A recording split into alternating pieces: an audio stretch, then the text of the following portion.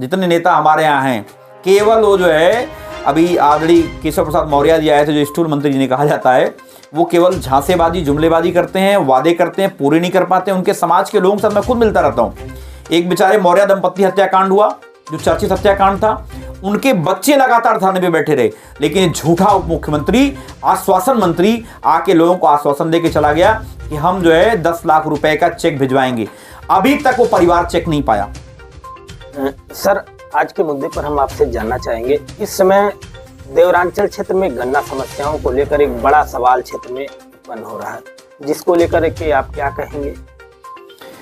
देखिए, निश्चित तौर से अगर हम बात करें तो बहुत दुख होता है कि सरकार में गन्ना किसानों, जो गन्ना किसान हमारा है, जो अन्नदाता है, और कहा जाता है कि आजमगढ़ में हमारे यहाँ खासकर देवरांचल में गन्ना हमारी प्रमुख खेती में आती है, उन किसानों को परेशान किया जा रहा है और सरकार द्वारा लगातार पक्षपातपूर्ण व्यवहार हो रहा है।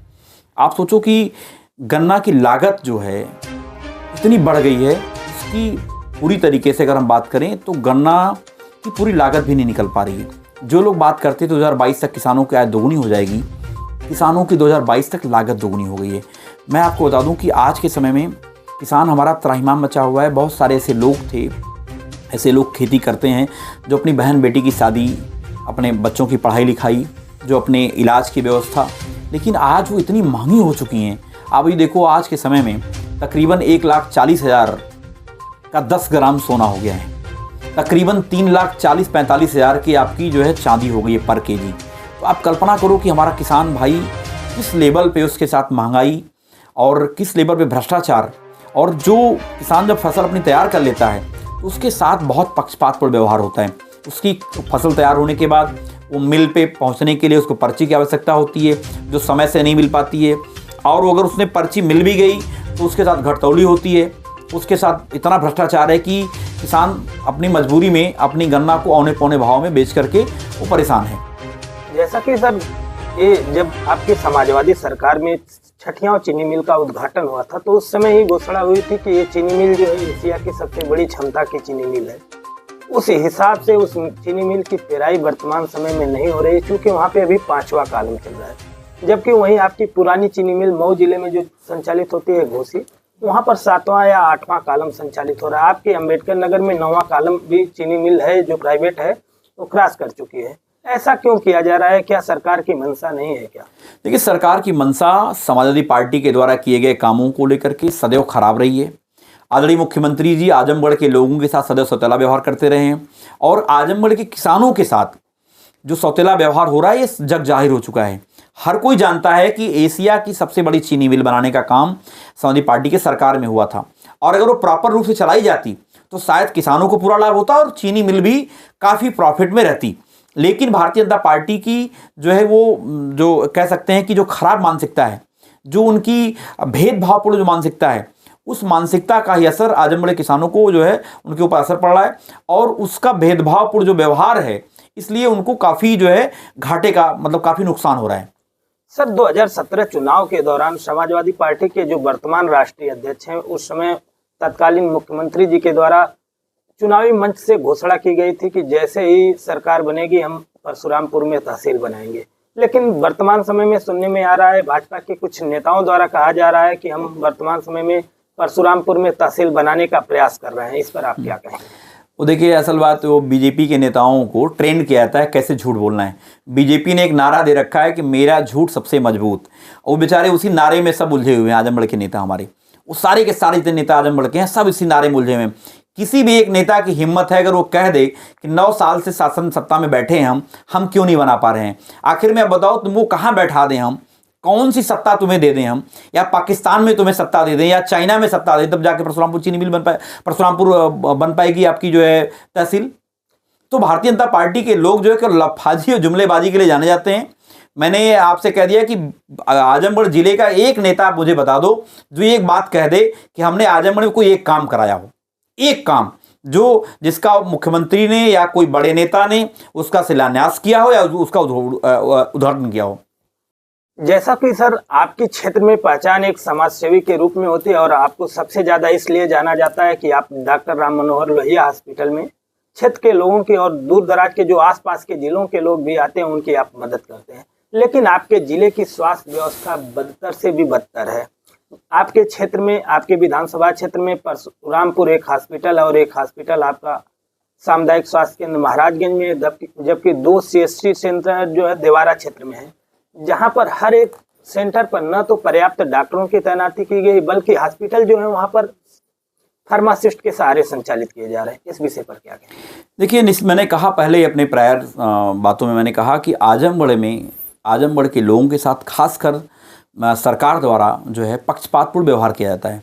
चाहे वो CSC हो, चाहे शिक्षा का क्षेत्र हो, चाहे आपका जो है अपना गन्ना किसानों की समस्याएं हो, चाहे व्यापारियों की समस्या हो, पूरी तरीके से सरकार वहाँ पे जो है ऐसे कर्मचारियों को, ऐसे अधिकारियों को बैठा रखी, केवल उनका काम है शोषण करना। आप सोचो कि भैरव जो बाबानाथ में जो हमारे CSC है, परशुरामपुर की जो PSC है, आप सोचो कि BJP के इतने नेता हमारे आसपास के लोग हैं, एक भी नेता का नाम बता दो कभी परशुरामपुर PSC पे जाकर के वहाँ की कमियों को उजागर करता हो।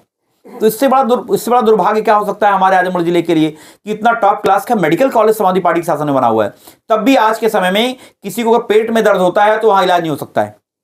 किसी को मैं बता दूं कि जो सामान्य ऑपरेशन होते हैं, जैसे एग्जांपल के तौर की बवासीर, हाइड्रोसिस, जो ऑपरेशन सामान्य होते हैं, छोटे से गठिया का ऑपरेशन है, ये सब भी ऑपरेशन वहाँ नहीं हो सकते हैं। आप सोचो, कल्पना करो कि मेडिकल कॉलेज बना हुआ, पैरा मेडिकल कॉलेज बना है और वहाँ पर ये व्यवस्थाएं नहीं हो पा रही हैं। समाजवादी पार्टी के शासन में जो व्यवस्थाएं थी उस व्यवस्था को कमजोर करने का काम किया गया।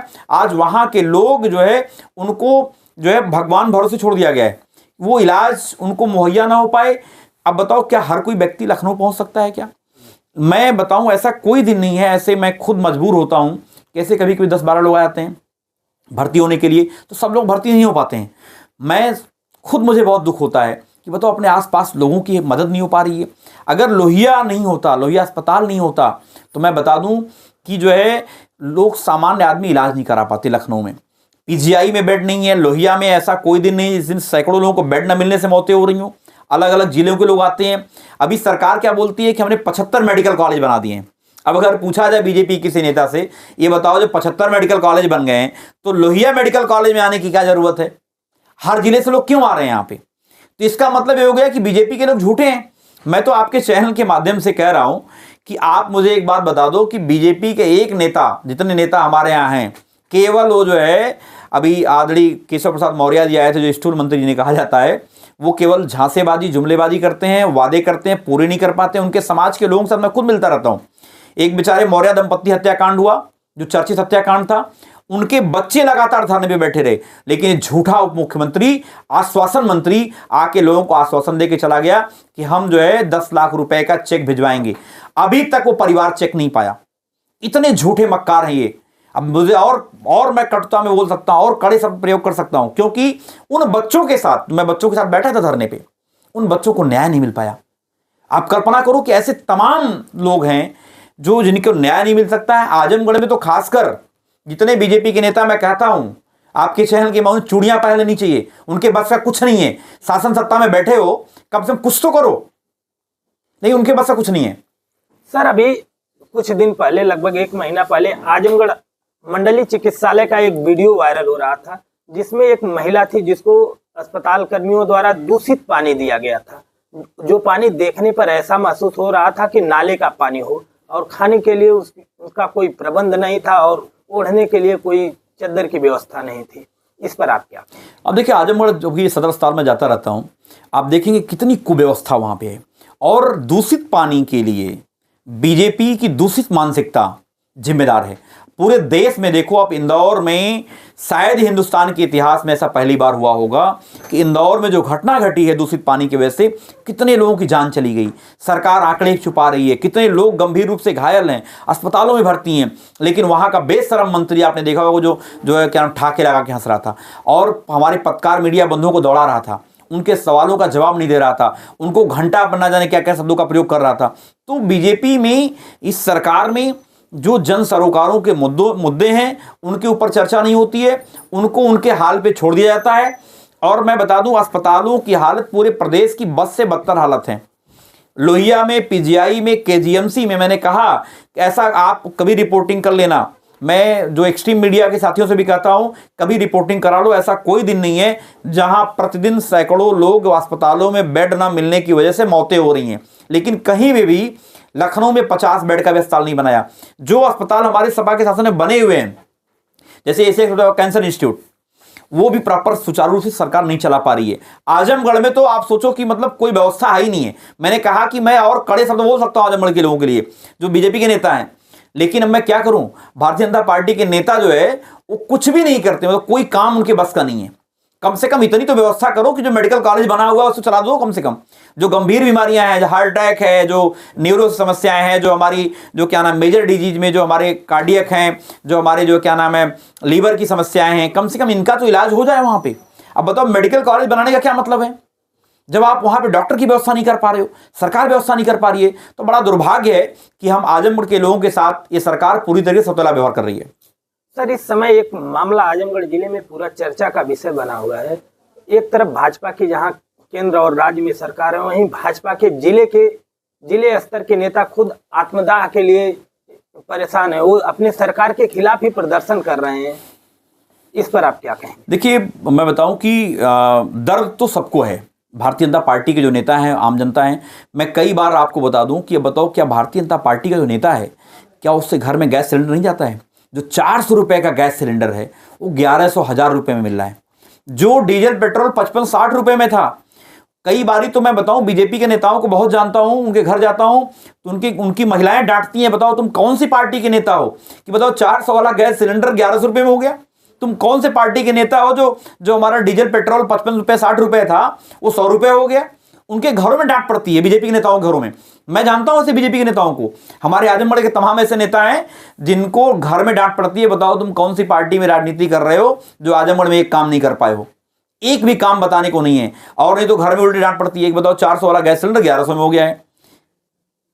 सर, जैसा कि कहा जाता है उत्तर प्रदेश के मुख्यमंत्री योगी आदित्यनाथ जी मठ से आते हैं, जबकि ये संत हैं और कहा जाता है कि हिंदू धर्म में गाय हमारी माता होती है। लेकिन आजमगढ़ में एक गौशाला पारनकुंडा में संचालित होती थी, जहां के स्थानीय लोगों द्वारा, जो उनके केयर टेकर थे, उनकी मिली भगत से गायों को बेचा जाता था और जिन्हें बिहार ले जाया जाता था।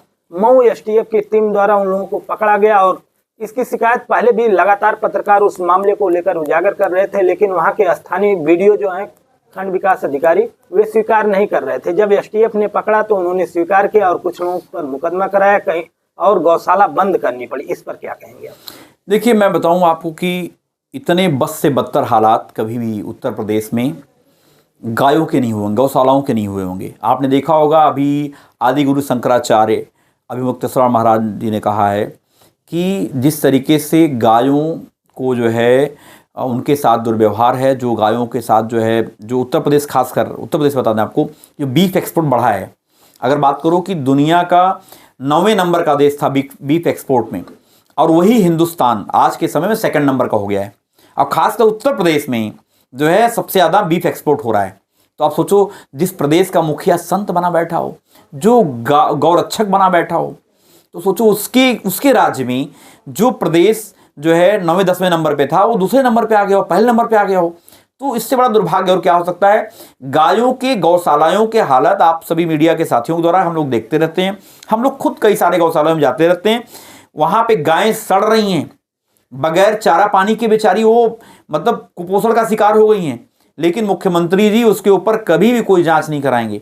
ये बहुत बड़ा घोटाला भी है और बहुत बड़ा गायों के साथ जो हमारी गाय माता है, जो हमारे यहाँ एक तरीके से गाय की पूजा होती है, उस गायों के साथ इस सरकार में घोर अन्याय हो रहा है। सर, जो इलाहाबाद माघ मेले के दौरान अमुक्तेश्वरानंद के साथ जो कुछ भी घटना घटित हुई, जो उनके साथ दुर्व्यवहार हुआ, इस पर सरकार को आप क्या कहेंगे? देखिए, मैंने कहा कि सरकार केवल भेदभावपूर्ण तरीके से काम कर रही है और आदि गुरु शंकराचार्य जी ने कई बार सरकार को लेकर सवाल खड़े किए थे। इसलिए बीजेपी के लोगों ने और बीजेपी की सरकार ने उनके खिलाफ मतलब जो है द्वेषपूर्ण तरीके से उनके खिलाफ साजिश रची और उन्हें अपमानित करने का काम किया और उनके शंकराचार्य होने का प्रमाण मांग रही हो। सोचो, ये सरकार जो है जो नहीं मांग सकती, लेकिन ये सरकार में बैठे हुए लोग एक संत का अपमान कर रहा हो। और सोचिए कितना बड़ा दुर्भाग्य है कि यही सरकार जो मस्जिद के नीचे मूर्तियां ढूंढ रही हो और यही सरकार जो वर्तमान में हमारी बाबा काशीनाथ विश्वनाथ को जो बाबा साहब के पास में जो मंदिर हैं, बाबा भोलेनाथ की जी के आसपास जो इतने सारे मंदिर हैं उनको तोड़े जा रहे हों, सैकड़ों मंदिर तोड़ दिए गए। अभी तो कई सारी मूर्तियां जो है जमींदोज हो गई। लोग देख करके रिपोर्टिंग कर रहे थे और हमारे मुख्यमंत्री कह रहे हैं सब AI जनरेटेड है, जबकि वहां पे हमारे पत्रकार साथियों ने रिपोर्टिंग करी। लेकिन भारतीय जनता पार्टी के लोग झूठ बोलने में माहिर हैं। मैंने कहा इनका नारा है, मेरा झूठ सबसे मजबूत। Thank you. बहुत धन्यवाद।